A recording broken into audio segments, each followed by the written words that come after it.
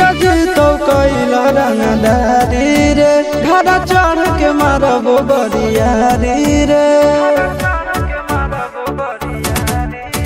छुटा जी तो कैला रंगदारी रे घर चढ़ के मारबो बरियारी रे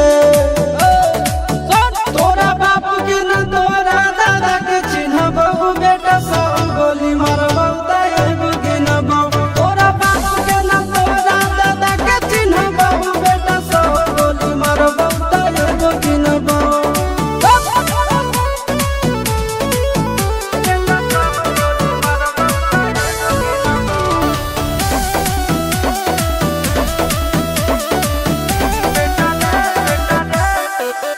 बेटा रे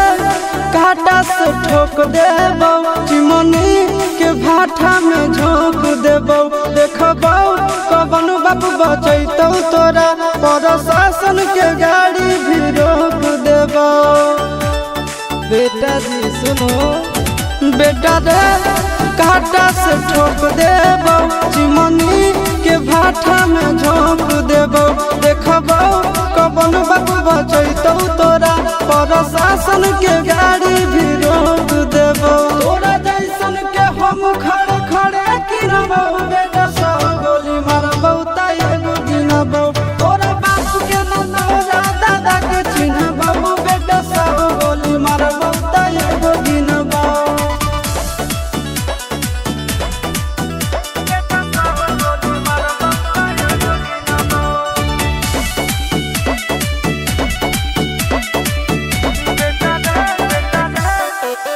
बेटा रे दौड़ा के बाजार में मारबो गोली तोर कपार में रंगदारी जे करम भी बिहार में गड़ देबो गंगा जी किनार में इतना मार पड़तो ना बेटा बेटा रे दौड़ा के बाजार में मारबो